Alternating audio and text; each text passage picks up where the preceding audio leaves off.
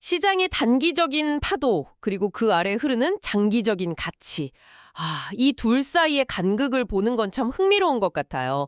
특히 매일 쏟아지는 뉴스 따라서 주가가 막 요동치는 걸 보면 더 그렇죠. 혹시 청취자 여러분 중에서도요, 이런 단기적인 소음, 여기에 마음이 좀 흔들려서 나중에 보니까 어이구, 괜찮은 기회였는데 하고 아쉽게 놓쳤던 경험 혹시 있으신가요? 뭐 요즘 이런저런 좀 단기적인 어려움 때문에 시장의 주목을 받기도 하지만 동시에 또 도심 항공 모빌리티, UAM이라고 하죠. 이 혁신적인 미래를 열어젖힐 아주 강력한 잠재력을 가진 기업이다. 뭐 이런 평가도 받고 있습니다. 오늘 저희 목표는 명확합니다. 조비 에비에이션을 둘러싼 현재 도전 과자들. 이게 뭐가 있을까? 그리고 또 장기적인 성장 기회는 어떤 걸 품고 있을까? 좀 복잡하죠? 이걸 같이 보면서 그 단기적인 안개를 좀 걷어내고 본질적인 가치를 함께 찾아보는 겁니다. 네, 오늘 우리가 던져봐야 할 핵심 질문은 아마 이거겠죠.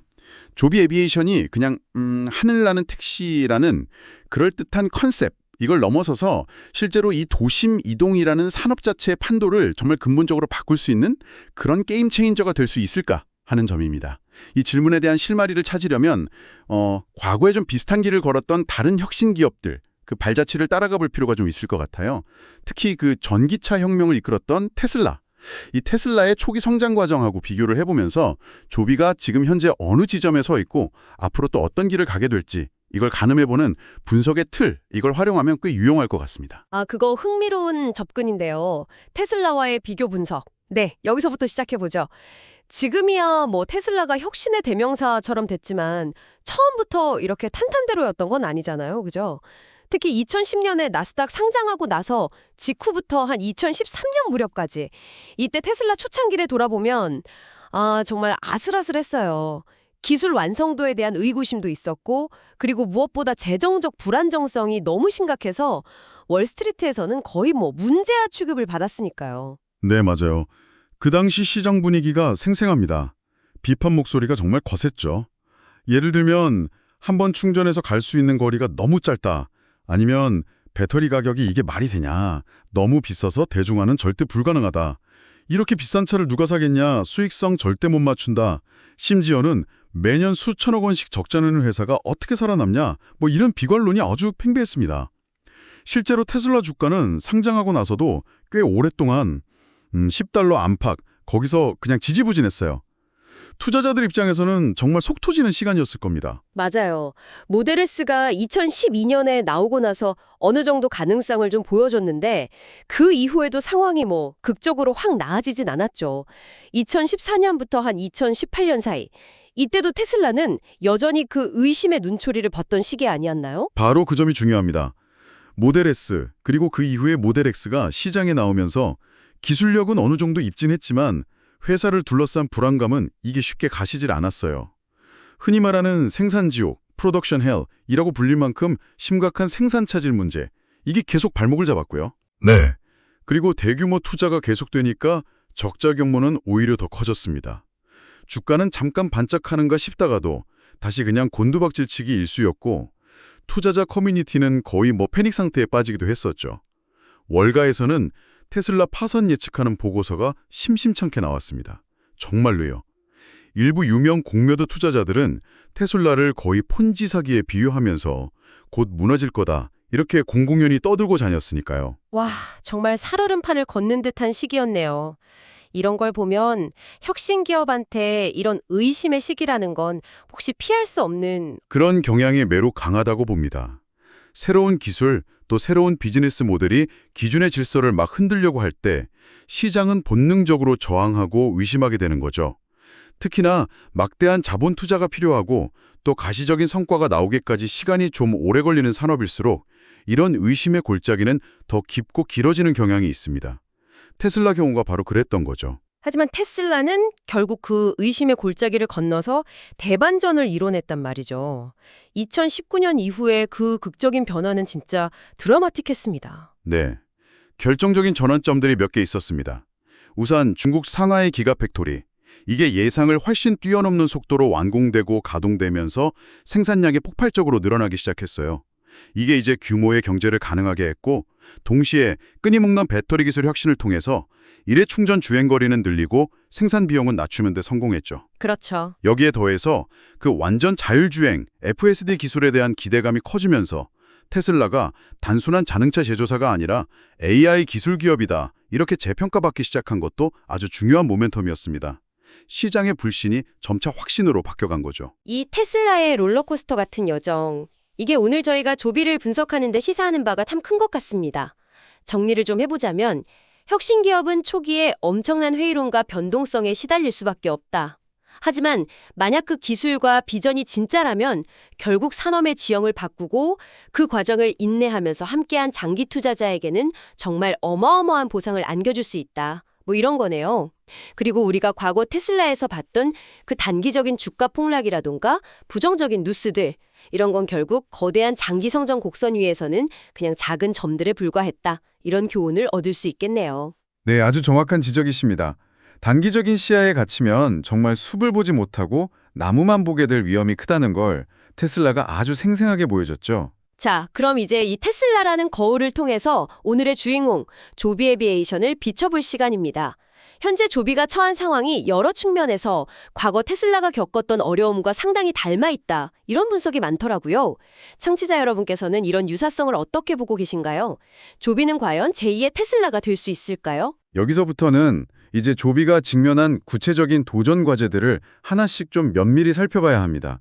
테슬라의 과거와 진짜 놀랍도록 유사한 점들이 발견되죠. 첫 번째는 역시 기술적인 허들입니다. 테슬라가 초기에 그 배터리 성능하고 주행거리라는 난제를 풀어야 했다면 조비는 이 EV 절대적인 안전성 확보, 그리고 도심 운항 시에 발생하는 소음 문제 해결, 또 효율적인 충전 인프라 구축, 이 세 가지 큰 기술적 과제를 안고 있습니다. 이게 수직으로 이착륙하고 또 비행하는 완전히 새로운 형태의 항공기이기 때문에 요구되는 기술적 완성도가 굉장히 높습니다. 하지만 조비가 단순히 그냥 아이디어만 가진 그런 스타트업은 아니잖아요. 이미 상당한 기술적 진전을 이룬 부분도 있지 않습니까? 예를 들면 뭐 시험 비행 같은 것들이요. 물론입니다. 네, 그 점이 중요합니다. 조비는 이미 10년 이상 연구개발에 매진해 왔고 실제 크기의 시제기를 통해서 수천 시간에 달하는 아주 방대한 시험비행 데이터를 축적했습니다. 이 과정에서 기체의 공기역학적 성능이라든지 배터리 시스템의 효율성, 비행 제어 시스템의 안정성, 이런 것들을 끊임없이 검증하고 개선해 왔죠. 특히 그 여러 개의 로터, 그러니까 프로펠러 중 일부가 고장나더라도 안전하게 비행하고 착륙할 수 있는 다중화, 리던던시 설계, 여기에 많은 노력을 기울이고 있습니다. 소음 문제 역시 기존 헬리콥터보다는 훨씬 조용한 수준을 목표로 해서 블레이드 설계 같은 걸 최적화하고 있고요. 그러니까 단순히 컨셉만 있는 게 아니라 실제 운항을 위한 구체적인 기술적 기반을 착실히 다지고 있다는 점. 이건 분명히 긍정적인 신호입니다. 두 번째 도전 과제는 역시 규제 장벽이겠죠? 아무래도 사람을 태우고 하늘을 나는 비행체니까 자동차보다 훨씬 더 엄격하고 보수적인 규제가 적용될 텐데요. 네, 맞습니다. 항공산업의 규제는 그 어떤 산업보다도 까다롭죠. 특히 미국 연방항공청 FAA의 형식 인증, 타입 서티피케이션, 그리고 생산 인증, 프로덕션 서티피케이션, 또 항공 운송사업자 인증, 에어 캐리어 서티피케이션까지 받아야 상업 운항이 가능한데 이 과정 자체가 매우 길고 복잡합니다. 더군다나 eVTOL은 기존에 없던 새로운 유형의 항공기이기 때문에 FAA 역시 인증 기준을 새롭게 만들어가야 하는 그런 어려움도 있고요. 이것이 현재 조비뿐만 아니라 모든 eVTOL 기업들이 직면한 가장 큰 불확실성 중 하나라고 할 수 있습니다. 인증 절차가 지연될 수 있다는 건 분명 단기적으로는 큰 리스크 요인이네요. 근데 이걸 또 다른 각도에서 볼 수도 있지 않을까요? 일단 이 높은 허들을 넘고 나면 오히려 그게 강력한 경쟁 우위가 될 수도 있다는 뭐 그런 생각도 드는데요. 정확히 보셨습니다. 이 길고 혹독한 인증 과정을 성공적으로 통과한다는 것은 단순히 운항 허가를 받는 걸 넘어서서요. 해당 기업의 기술력과 안전성에 대해서 FAA가 공식적인 인증 마크를 찍어주는 셈입니다. 이건 후발주자들이 따라오기가 매우 어려운 강력한 진입장벽, 우리가 흔히 경제적 해자라고 부르죠. 그걸 구축하는 효과를 가져옵니다. 따라서 현재의 인증 지연 우려는 분명 단기적 리스크이지만 장기적으로는 시장 선점 효과와 어떻게 보면 독점적 지위를 누릴 수 있는 기회 요인이 될 수도 있다. 이런 양면성을 가지고 있는 거죠. 아, 그렇군요. 자, 그럼 마지막 도전 과제는 시장의 회의론. 그러니까 과연 이게 될까 하는 그런 근본적인 물음이군요. 그렇습니다. 정말로 도심 하늘을 택시처럼 날아다니는 시대가 올까? 기술적으로 가능하다고 해도 이게 경제적으로 수지가 맞을까? 이용 요금이 너무 비싸서 그냥 소수의 부자들만 이용하는 서비스가 되는 거 아닐까?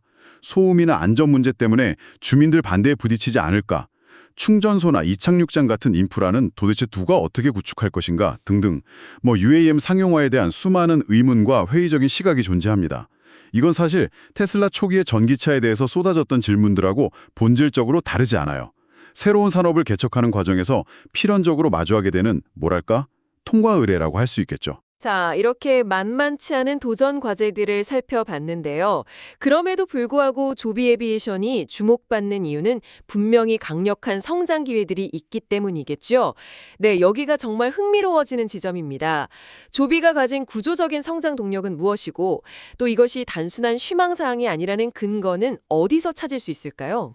조비의 장기 성장 스토리는 몇 가지 거시적인 트렌드하고 구체적인 전략에 기반합니다. 첫 번째, 그리고 가장 근본적인 동력은 바로 전 세계 대도시들이 겪고 있는 극심한 교통체증 문제입니다. 런던, 뉴욕, 서울 같은 메가시티에서 교통 혼잡 때문에 낭비되는 시간, 또 사회경제적 비용, 이게 이미 천문학적인 수준이거든요. 일부 연구에 따르면 이 교통체증이 주요국 GDP의 1에서 2%에 달하는 손실을 유발한다고 하죠. 와, 1에서 2%나요? 네. 도로를 넓히거나 지하철을 계속 파는 것만으로는 한계가 명확합니다.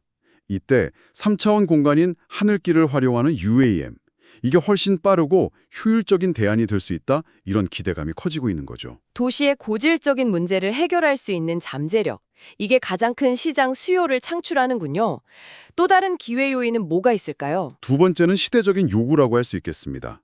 즉, 탄소 중립과 ESG 경영 트렌드입니다. 기후변화 대응은 이제 선택이 아니라 필수가 되었고요. 각국 정부는 탄소 배출 감축 목표를 달성하기 위해서 아주 강력한 정책 드라이브를 걸고 있습니다.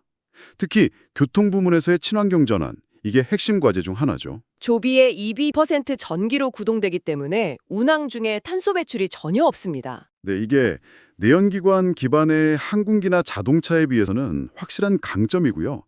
향후에 정부 보조금이나 세제 혜택 같은 정책적 지원을 받을 가능성을 높여줍니다. 친환경 운송수단에 대한 사회적 요구가 커질수록 조비에게는 유리한 환경이 조성되는 셈이죠. 정책적인 승풍까지 기대해 볼 수 있다는 점, 이게 참 매력적이네요. 마지막으로 조비가 단순히 기술 개발만 하는 게 아니라 실제 시장에서 보여주고 있는 구체적인 움직임들, 이것도 중요하게 봐야 할 것 같습니다. 네, 바로 그 점이 조비가 다른 많은 EVTOL 스타트업들하고 좀 차별화되는 지점입니다. 조비는 기술 개발과 더불어서 상용화를 위한 구체적인 행보를 아주 착실히 이어가고 있습니다. 이미 미 공군하고 수백만 달러 규모의 계약을 체결하고 기체를 납품하면서 기술력과 신뢰성을 객관적으로 검증받았죠. 아, 미 공군 계약이 있었군요. 네, 이게 단순히 초기 매출 확보, 그 이상의 의미를 갖습니다. 왜냐하면 까다로운 군 요구 조건을 충족시켰다는 건 민간 시장에서의 신뢰도 제고에도 큰 도움이 되기 때문이죠. 또한 일본 최다 항공사인 ANA, 또 중동의 스마트시티 프로젝트 등과 파트너십을 맺고 구체적인 상용화 로드맵을 논의하면서 글로벌 시장 확장 가능성을 보여주고 있습니다. 여기에 더해서 과거 우버의 항공택시 사업 부문이었던 우버 엘리베이트, 이걸 인수해서 비행 예약 및 관리 플랫폼 기술을 확보했고요. 미국의 주요 항공 모빌리티 플랫폼인 블레이드와도 파트너십을 맺었습니다. 이건 조비가 단순히 EVTOL 제조사를 넘어서서 미래 UAM 서비스 생태계 전반을 아우르는 핵심 플레이어로 성장하겠다는 그런 야심을 보여주는 전략적 포석이다. 이렇게 해석할 수 있습니다. 군 시장 레퍼런스 확보하고 주요 글로벌 시장 진출 준비하고 그리고 플랫폼과 생태계 구축까지. 말씀하신 대로 단순한 기술 개발 회사를 넘어서는 구체적인 사업 전략이 확실히 엿보이네요. 네, 이 모든 요소를 종합적으로 고려했을 때 투자자 입장에서 조비 에비에이션을 어떻게 바라봐야 할지에 대한 시사점을 정리해 볼 수 있습니다. 단기적으로는 앞서 살펴본 것처럼 기술적, 규제적, 시장적 불확실성 때문에 주가 변동성이 클 수 있습니다. FAA 인증 시점이 언제가 될지, 초기 생산 수율이 어떨지, 인프라 구축 속도는 어떨지 등등 예측하기 어려운 변수들이 많기 때문이죠. 이건 명백한 리스크 요인입니다. 리스크 요인을 정리하면 일단 인증 지연 가능성, 그리고 초기에 생산 비용이나 운영 비용 부담이 높을 수 있다는 거, 마지막으로 지상 인프라, 그러니까 버티포트나 충전 시설 같은 거, 이런 구축이 지연될 수 있다는 점, 이렇게 꼽을 수 있겠군요. 맞습니다. 반면에 기회 요인으로는 거대한 잠재 시장, 즉 도심 교통 문제 해결이라는 점, 그리고 글로벌 친환경 정책의 수혜를 받을 수 있다는 점, 또 경쟁사 대비 앞선 것으로 평가받는 기술력과 실제 비행 데이터, 그리고 미 공군 계약 등을 통한 초기 시장 진입 및 네트워크 효과 구축 가민성, 이런 것들을 들 수 있겠습니다. 리스크와 기회가 정말 명확하게 공존하는 상황이네요. 결국 이 기업의 잠재력을 믿고 장기적인 관점을 유지할 수 있느냐, 이게 관건이 될 것 같습니다. 여기서 다시 한번 중요한 질문을 던져봐야 합니다. 이렇게 산업의 패러다임 자체를 바꾸겠다고 나선 기업의 가치를 과연 현재의 재무제표나 단기적인 실적만으로 평가하는 것이 옳은가 하는 점입니다. 다시 테슬라 사례로 돌아가 보죠. 초기에 그 많았던 의심과 비관론 속에서 단기적인 주가 변동이나 부정적인 뉴스에 흔들려서 테슬라를 외면했던 투자자들. 그분들은 결국 역사에 남을 엄청난 성장 기회를 놓쳤습니다. 조비 역시 현재 명백히 회의와 불확실성의 시기를 통과하고 있습니다. 하지만 만약 조비가 기술적 난관을 극복하고 규제의 허들을 넘어서 안전하고 효율적인 UAM 서비스를 성공적으로 상용화하는 그 순간이 온다면 시장은 조비의 가치를 지금과는 완전히 다른 차원에서 재평가하게 될 가능성이 높다는 거죠. 자, 오늘 저희가 함께 나눈 이야기들을 정리해 볼 시간이네요. 조비 에비에이션은 단순히 하늘을 나는 택시, 나는 막연한 꿈이나 아이디어를 파는 기업이 아니다. 이 점이 좀 분명해 보입니다. 수천 시간의 시험 비행 데이터, 미 공군과의 실제 계약, 또 일본 및 중동 같은 주요 시장과의 구체적인 파트너십 구축, 그리고 UAM 생태계를 위한 전략적 인수 합병까지 현실적인 기반을 착실히 다져나가고 있다는 증거들이죠. 물론 당장의 주가 흐름이나 시장의 단기적인 평가는 좀 불안정할 수 있습니다. 하지만 이 기업이 추구하는 혁신의 크기, 그리고 그 잠재력을 고려할 때 보다 긴 호흡으로 장기적인 관점에서 접근해야 할 필요가 있다. 이런 생각이 듭니다. 네, 오늘 논의를 관통하는 핵심 메시지는 바로 Keep Perspective, 관점을 잃지 말라는 것입니다. 단기적인 주가 등락, 매일 쏟아지는 뉴스 헤드라인, 시장의 갖가지 소음들, 이런 데 휘둘리기보다는 이 기업이 만들어가려는 장기적인 비전, 그리고 그 비전을 현실로 만들기 위한 구체적인 노력들, 여기에 주목해야 합니다. 테슬라가 수많은 의심과 역경을 딛고 결국 자동차 산업의 패러다임을 바꿨듯이 조비 에비에이션 역시 현재의 도전들을 성공적으로 극복하고 도심 항공 모빌리티라는 전에 없던 새로운 시장을 개척하는 주인공이 될 잠재력을 가지고 있다고 봅니다. 중요한 것은 단기적인 소음 너머에 있는 그 거대한 변화의 흐름과 장기적인 가치를 읽어내는 해안일 것입니다.